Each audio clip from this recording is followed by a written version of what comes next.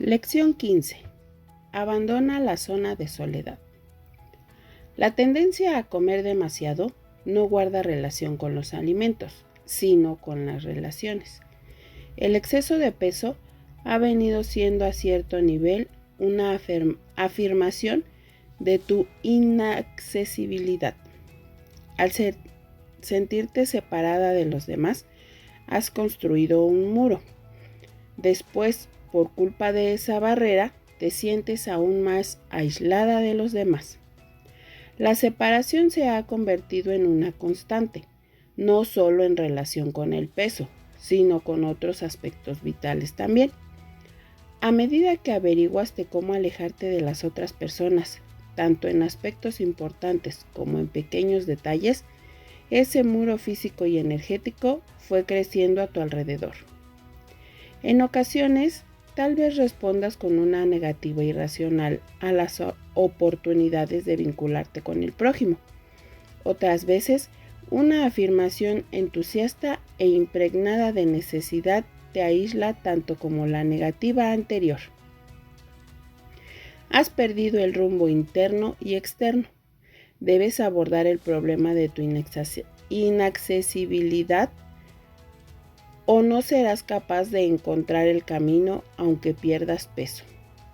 El muro energético que te rodea no es visible al ojo físico. Está hecho de hábitos de conducta de los cuales seguramente eres consciente. Si no lo eres, es probable que las personas que mejor te conocen puedan ayudarte a identificarlos. No tiene ningún sentido que te propongas perder peso en tanto no adoptes la postura existencial de desear realmente estar cerca de los demás. Mientras eso no suceda, la necesidad inconsciente de levantar barreras será más fuerte que cualquier dieta. Como decíamos antes, algo o alguien te incitó a construir ese muro desde un buen comienzo. Y en opinión de tu inconsciente, sigues necesitando protección de aquella persona o suceso. El inconsciente habita una región sin tiempo. El hecho de que el suceso pertenezca al pasado o de que aquella persona desapareciese tiempo atrás constituye un juicio racional que al inconsciente no le afecta. Solo una curación milagrosa, obrada por el mismísimo Dios, posee el poder suficiente para vencer tu impulso primigenio de protegerte. Ese instinto nace de millones de años de evolución. En principio, no representa una disfunción, sino la propia inteligencia de tu sistema biológico. El problema radica en que, en tu caso, el sistema ha sufrido un cortocircuito y debe ser reiniciado. Te estás protegiendo de cosas que no pueden herirte mientras olvidas resguardarte de las realmente perjudiciales. Esta lección se centra en tu relación con los demás, puesto que tu compulsión se aloja en una región cristalizada que podríamos denominar la zona de soledad. Para recuperarte, es primordial que derribes las barreras, sean cual sean, que te separen de los otros, pues ese gesto te ayudará a revertir una pauta disfuncional y a instaurar una nueva. Tu propensión es aislarte, es como un fusil almacenado en el arsenal de la mentalidad del miedo, algo que te obliga a seguir comiendo en exceso, dado que en soledad tienes permiso para autodestruirte. Allí no hay nadie que te diga, no lo hagas. Eres libre de darle rienda suelta a tu ansia más profunda sin que nadie te regañe, ni siquiera tú misma. Porque cualquier reconvención queda ahogada por el grito y las falsas delicias de la compulsión. Cuando estás a solas con el hambre, no tienes fuerzas para oponerle resistencia, y por eso la soledad es tan peligrosa. Por tanto, comprenderás que permanecer a solas con tu compulsión entraña tanto riesgo como aislarse en compañía de un loco, y en cierto modo es lo mismo. El ansia que habita en ti es una locura, y el único antídoto para contrarrestar su poder radica en la sanación total. Tus problemas de peso requieren que expreses lo mejor de tu verdadero yo, y éste ama profundamente a la humanidad. En realidad, todos albergamos cierta tendencia a separarnos de los demás. La soledad posee una cualidad espléndida por el aislamiento, ¿no? El aislamiento es una defensa contra las relaciones, y la persona que come en exceso lo utiliza para evitar el contacto con los demás y seguir alimentando su relación furtiva, sórdida y oscura, con la comida sin interferencias externas. Los alimentos no nos presionan, nos aceptan. La comida nos comprende y nos hace sentir mejor. La heroína ofrece las mismas compensaciones, por cierto. Comer en secreto acarrea todo tipo de demencias. Desde engullir lo primero que encuentras, las galletas con chocolate deshecho no están tan mal, hasta atiborrarte delante de la nevera en mitad de la noche. Tienes que poner un candado al castillo tenebroso de los banquetes furtivos y después demolerlo hasta la última piedra. La escritora Katherine Woodward Thomas me contó en ciertas ocasiones una historia liberadora sobre su propia huida de la zona de soledad. En su juventud, sufrió durante años de adicción a la comida, y un día se dio cuenta de que su mayor problema eran los atracones nocturnos. Por mucha fuerza de voluntad que Katherine reuniera, a lo largo del día, cierta cualidad de las horas nocturnas le impedía vencer su ansia, pero tuvo una idea. Le dijo a la gente de su grupo de comedores compulsivos anónimos que había un teléfono disponible para las personas que comían de noche. Por supuesto, el número que les daba era el suyo. A partir de entonces, Katherine empezó a pasar noche tras noche ayudando a otras personas a practicar la abstinencia nocturna, y con el tiempo puso fin a su propio infierno alimentario. En situaciones como la anterior, sucede algo nada desdeñable. Acercarse a los demás es un gesto cargado de poder divino, incluso si no lo reconoces como tal. El poder divino no es una fuerza metafórica, sino real, que libera sustancias químicas tranquilizantes en el cerebro. Infinidad de estudios lo han demostrado, y el espíritu no se limita a apaciguarte, te cura. Corrige hasta los hábitos más arraigados. Es milagroso en toda regla. Yo misma, hace muchos años, viví una experiencia que, si bien no guarda relación con la comida, demuestra hasta qué punto nos ayuda a renunciar a la soledad provocada por el sufrimiento. En cierta ocasión, el avión en el que viajaba perdió un motor mientras sobrevolaba en el Océano Pacífico, y desde aquel día me aterrorizan los despegues. Desde un punto de vista racional, mi miedo carecía de sentido, puesto que la pérdida del motor no se había producido durante el despegue, pero el terror estaba ahí. En cuanto el avión se eleva por encima de las nubes, me tranquilizaba, pero hasta ese momento era presa del pánico. Recé pidiendo ayuda, y cierto día, mientras aguardaba el despegue, descubrí que mi compañero de asiento era un niño de unos 7 u 8 años. Permanecía rígido e inmóvil,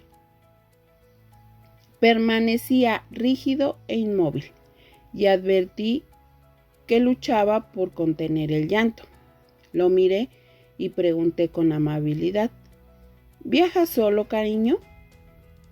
Él asintió sin dejar de mirar al frente y con el labio inferior tembloroso. ¿Tienes miedo?, volví a interrogarle. Él de nuevo respondió afirmativamente. ¿Quieres darme la mano?, le susurré al oído. Una vez más dijo que sí. En aquel momento me sumí en el rol materno y me puse a hablarle con suavidad, como si le estuviera leyendo un cuento para irse a dormir. Despacio, con un tono cantarín, fui explicándole el proceso del despegue. Ahora el piloto enciende los motores. Ese era el ruido que acabamos de oír. Ahora aumenta la velocidad conforme avanzamos por la pista y en el momento preciso, cuando el piloto sepa que es totalmente seguro, se moverán los alerones del avión. ¿Los ves desplazarse ahí fuera?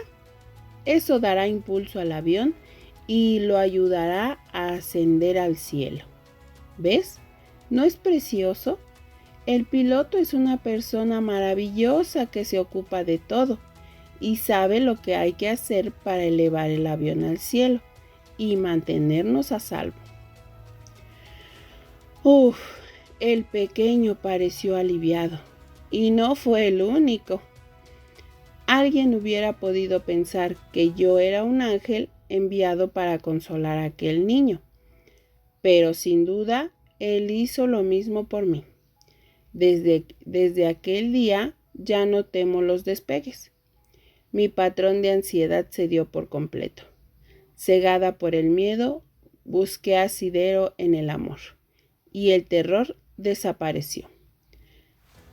Tanto en el caso de Catherine como en el mío, el contacto compasivo con otra persona obró el milagro. Aunque fuera por un instante, miramos más allá de nuestros dramas personales para ayudar a otras personas. Acercarte a los demás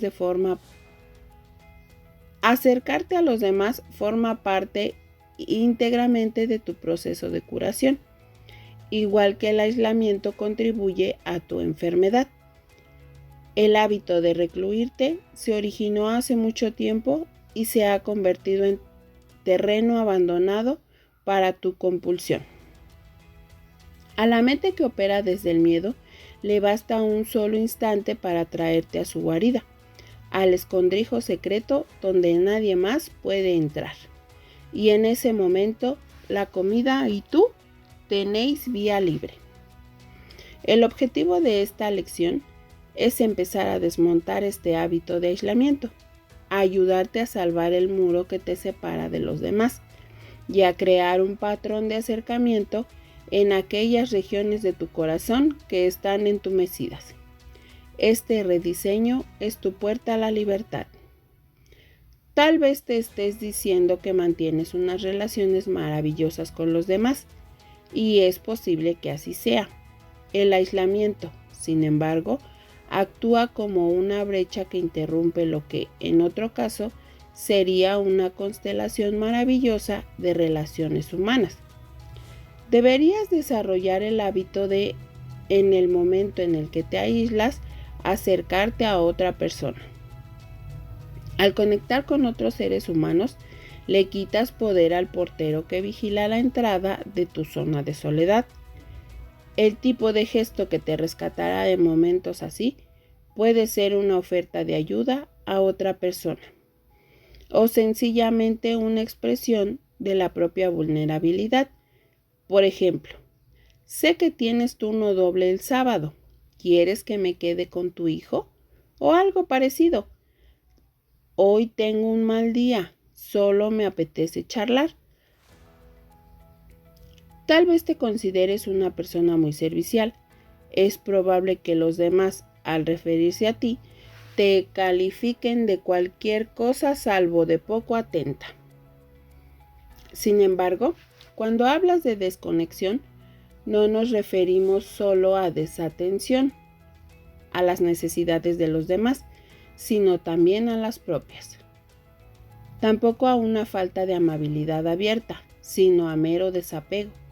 y cada vez que te desconectas del amor, eres presa de la perniciosa fantasía de que tienes hambre cuando en realidad no es así, puesto que basta un solo instante para echar por tierra meses de esfuerzo por alimentarte correctamente e iniciar un descenso en pendiente hacia una vorágine que pueda causar estragos tanto en tu psique como en tu cuerpo. Es forzoso que consideres la inclinación a conectar con los demás como una necesidad permanente. La recuperación es una manera de pensar, un proceso espiritual a través del cual dejas atrás tu antigua forma de ser y entablas una nueva relación con la vida. Para salir de la zona de soledad, debes entrar en el área de conexión. Has de asegurarte de que los demás sean conscientes de tu amor y también de tus necesidades. Ahora redacta en tu diario una lista de las cosas que podrías hacer para vincularte más a los otros seres humanos. Puede ser una actividad o simplemente un cambio de actitud que incite a las otras personas a acercarse.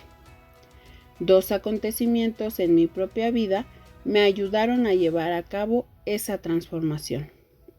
La primera sucedió hace muchos años, cuando conocí a una maestra espiritual de India. No había pasado ni un cuarto de hora conmigo cuando me dijo: la rigidez y la distancia no te ayudan. El comentario me dejó anonadada. Aquella mujer que no me conocía de nada me acababa de proporcionar la clave para abrir la puerta que había cerrado al prójimo.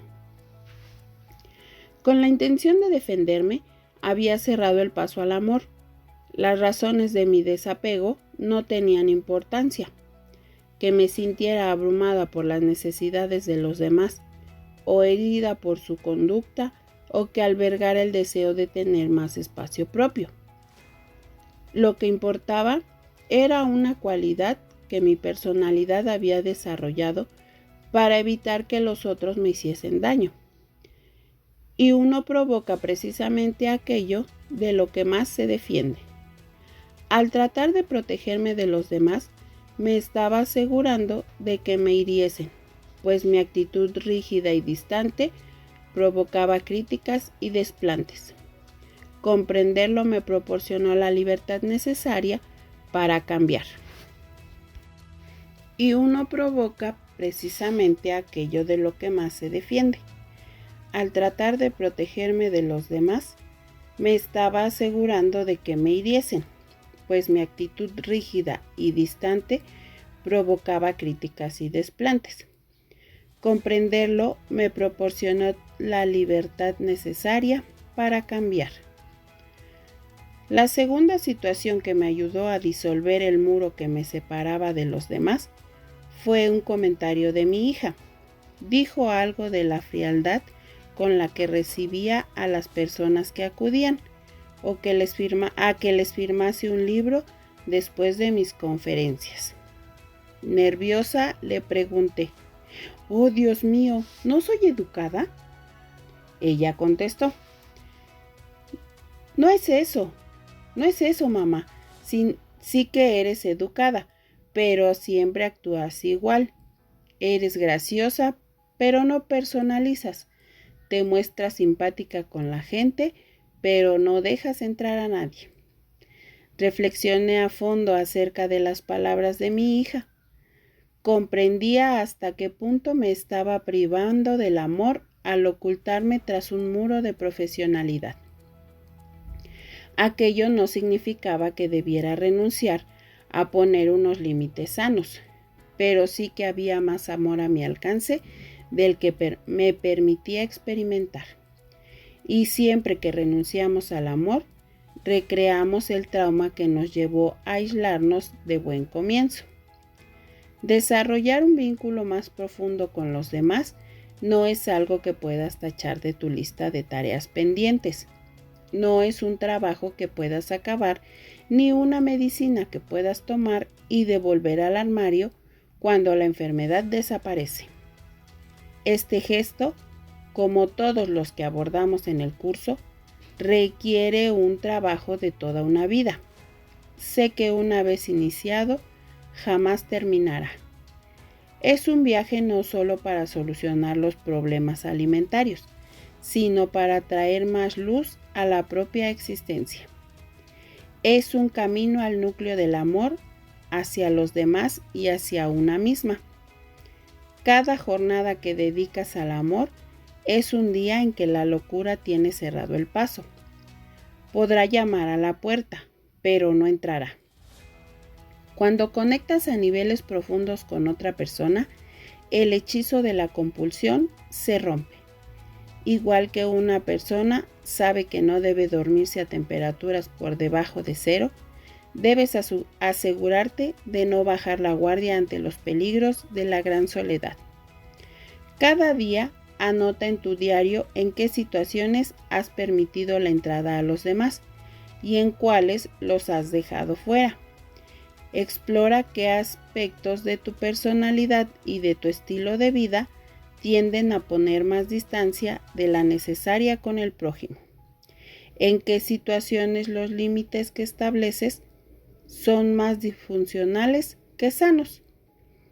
Poner barreras a los demás te llevará a estrechar los lazos con la comida, pues en los momentos de estrés uno recurre al amigo con el que en apariencia siempre puede contar.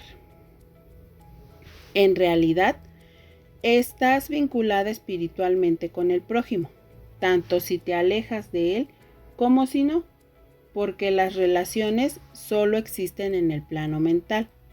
En un plano místico, eres una con todos los seres vivos. No es posible olvidarse de los demás y seguir recordando al mismo tiempo quién eres tú. El simple gesto de conectar con otras personas empezará a romper las cadenas que te atan.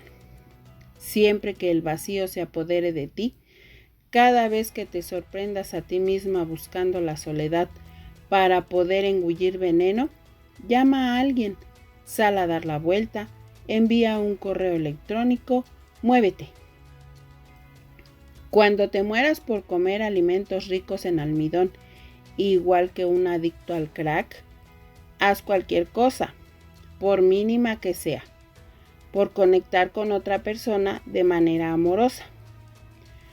Con cada movimiento íntegro que haces hacia los demás, avanzas un paso en la experiencia de tu verdadero yo.